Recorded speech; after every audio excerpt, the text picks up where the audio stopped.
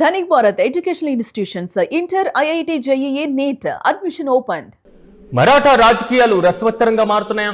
Present Maharashtra రాజకీయాలు మాత్రం దేశవ్యాప్తంగా చర్చనీయాంశంగా మారుతున్నాయి. ఉప ముఖ్యమంత్రి ఏకనాథ్ షిండేతో శరద్ పవార్ ప్రత్యేకంగా భేటీ అయ్యారు. దీనిపైన ప్రతిపక్షంతో పాటుగా పాలక పక్షంలోనూ తీవ్ర చర్చ సాగుతుంది. పవార్ ఎన్డీఏ కూటమిలో చేరుతారంటూ జోరుగా వార్తలు కూడా వస్తున్నాయి. ఇటీవలే షిండే వర్గంలో చేరారు శివసేన యూబీటీకి సంబంధించినటువంటి 6 ఎంపీలు. అప్పటి నుంచి మహా వికాస్ అఘాడీలో అంతర్గత చర్చలు కూడా సాగుతున్నాయి. శరద్ పవార్ తీరును తీవ్రంగా తప్పుపడుతున్నారు సంజయ్ రౌత్. ఇక షిండేతో భేటీ అవ్వాల్సినటువంటి అవసరం ఏంటంటూ కూడా ఆయన నిలదీస్తున్నారు. ఇప్పటికే శివసేన యూబీటీ ఎంపీలు తిరుగుబాటు చేయడం, ఏకనాథ్ షిండే తమ నిజమైనటువంటి నాయకుడు అంటూ కూడా వారు అధికారికంగా ప్రకటించినటువంటి తీరును మనం చూసాం. మరోవైపు ఎన్సీపీను శరద్ పవార్ తనకున్నటువంటి వర్గాన్ని తీసుకుని వెళ్లి కాంగ్రెస్ పార్టీలో విలీనం చేస్తారు అనేటువంటి ఊహాగానాలు కూడా వ్యక్తమయ్యాయి. అప్పటి నుంచి మహా వికాస్ అఘాడీలో కూడా అంతర్గతమైనటువంటి విషయాలు, వివిధమైనటువంటి చర్చలు కూడా సాగుతున్నటువంటి పరంపర మనం చూసాం. కానీ ఇప్పుడు తాజాగా షిండేతో అజిత్ పవార్ భేటీ అవ్వాల్సినటువంటి అవసరం ఎందుకు వచ్చింది? ఇది ఆ పార్టీ నేత సంజయ్ రౌత్ చేస్తున్నటువంటి కామెంట్. ఇంతకు ఆయన ఏమన్నారో ఒకసారి చూద్దాం. नक्कीच मोठे नेते आहेत, आदरणीय आहेत, पण एखाद्या ज्या गद्दारानं आपलं सरकार पाडलं, ज्या गद्दारानं आपलं सरकार पाडलं, त्या गद्दाराच्या छताखाली जाऊन ఇక ఇదే అంశంపై మరింత సమాచారం మా ప్రతినిధి వెంకట్ అందిస్తారు. వెంకట్ చెప్పండి, అసలు మహారాష్ట్ర రాజకీయాల్లో ఏం జరుగుతుంది? షిండేతో శరద్ పవార్ భేటీ ప్రధాన ఎజెండా ఏంటి, ఎలా చూడాలంటారు?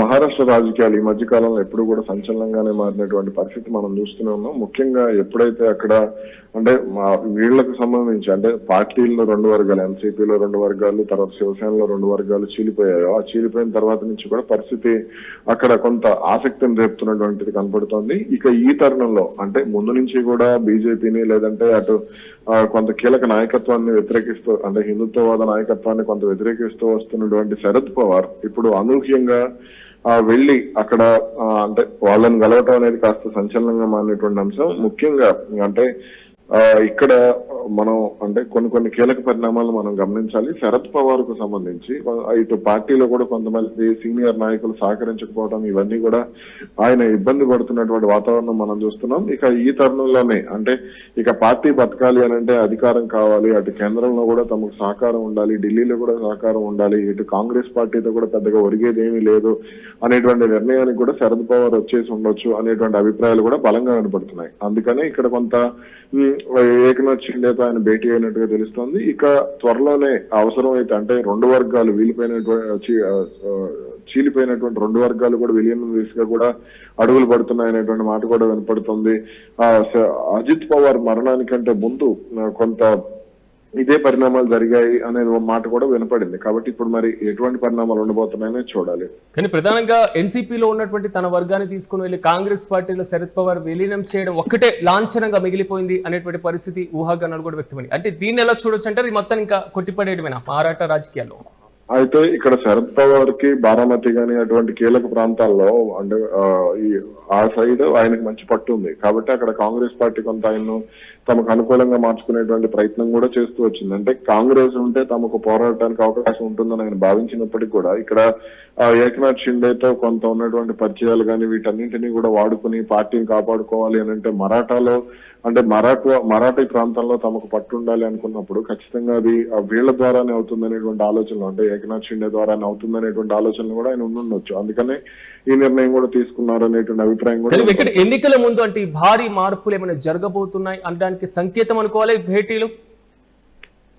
ఎస్, ఎన్నికల ముందు అంటే ఇప్పుడు 2029 నాటికి పరిస్థితులు కొంత మారేటువంటి అవకాశం ఉండొచ్చు మరాఠా రాజకీయాల్లో అనేటువంటి మాట అయితే వినపడుతోంది. కానీ ఇక్కడ ఏకనాథ్ షిండే అసంతృప్తిగా ఉన్నారు అంటే ముఖ్యమంత్రి విషయంలో, ఫడ్నవీస్ విషయంలో అనేటువంటి మాట కూడా ఉంది. కాబట్టి ఇటువంటి సమయంలో ఈ భేటీ అనేది కొంత ఆసక్తిని రేపుతోంది. అయితే ఇక్కడ ఉద్ధవ్ ఠాక్రే వర్గం మాత్రం, శివసేనలో ఉద్ధవ్ ఠాక్రే వర్గం మాత్రం కొంత అంటే ఈ పరిణామాల విషయంలో కొంత అసంతృప్తిగానే ఉంది. శరద్ పవార్ వెళ్లి కలవటాన్ని వాళ్ళు జీర్ణించుకోలేకపోతున్నారు అనేటువంటి మాట కూడా వినపడుతుంది. Right Venkat, thank you. మొత్తం మీద మరాఠా రాజకీయాలు రసవత్తరంగా మారుతున్నాయా? నిజమే అని సమాధానం వినబడుతుంది. ఎందుకంటే తాజా భేటీలు చూసినప్పుడు మహారాష్ట్రకు సంబంధించిన డిప్యూటీ సీఎం ఏకనాథ్ షిండేతో శరద్ పవార్ ప్రత్యేకంగా భేటీ అయ్యారు. ఈ భేటీ పైన అధికార ప్రతిపక్షాలు 2 వర్గాలను తీవ్ర చర్చనీయాంశంగా మారుతున్నటువంటి వైన మనం చూస్తున్నాం. పవార్ ఎన్డీఏ కూటమిలో చేరుతారంటూ జోరుగా వార్తలు కూడా వస్తున్నాయి. ఇక షిండే వర్గంలో చేరిన శివసేన యూబీటీకి సంబంధించిన 6 ఎంపీలకు సంబంధించిన వివాదమై ఇప్పుడు మహారాష్ట్రలో మరింత ఉత్కంఠను పెంచినటువంటి నేపథ్యంలో అప్పటి నుంచి మహా వికాస్ అఘాడీలో మాత్రం అంతర్గత చర్చలు కూడా తారస్థాయికి చేరినాయి. తాజాగా శరద్ పవార్ భేటీలో ప్రధాన ఎజెండా ఏంటి? సో దీన్ని సంజయ్ రౌత్ కూడా తీవ్రంగా తప్పుపడుతున్నటువంటి పైన యూపీఏ కూటమి నుంచి శరద్ పవార్ క్రమంగా బయటకు వచ్చేస్తున్నారా? ఎన్డీఏ కూటమిలో చేరబోతున్నారా? మహారాష్ట్ర ఎన్నికల ముందే ఒక భారీ స్థాయిలో వ్యవస్థాగతమైనటువంటి మార్పుల దిశగా రాజకీయ పార్టీలు అడుగులు వేయబోతున్నాయా అనేటువంటి ప్రశ్నలు కూడా ఇప్పుడు ఊహాగానాల వ్యాప్తంగా ముఖ్యంగా తమిళనాడులో చోటు చేసుకున్నటువంటి ఘటనలు కానివ్వండి, వెస్ట్ బెంగాల్లో చోటు చేసుకున్నటువంటి ఘటనలు కానివ్వండి, అట్ ద సేమ్ టైం మరాఠాలో చోటు చేసుకున్నటువంటి సిచ్యువేషన్ కానివ్వండి, ఈ ఎంపీల తిరుగుబాటు లేదా ఎమ్మెల్యేలు పూర్తి స్థాయిలో వేరే పార్టీ వైపు మొగ్గు చూపేటువంటి పరిస్థితులు ఈ మధ్య కాలంలో విపరీతంగా మనం చూస్తున్నాం. ఇలాంటి సందర్భంలో మహారాష్ట్ర రాజకీయాల్లో కేవలం 2 పార్టీలు ఎన్సీపీతో పాటుగా శివసేన తీవ్రంగా ప్రభావితమైనటువంటి నేపథ్యంలో ఎన్నికల ముందే ఈ పార్టీలు ఒక భారీ స్థాయిలో తమ యొక్క కూటమిలను డిసైడ్ చేసుకునేటువంటి దిశగా తాజా భేటీలు జరుగుతున్నాయి అనేటువంటి ఒక బలమైన సంకేతం మాత్రం ప్రజల్లోకి వెళ్తుంది.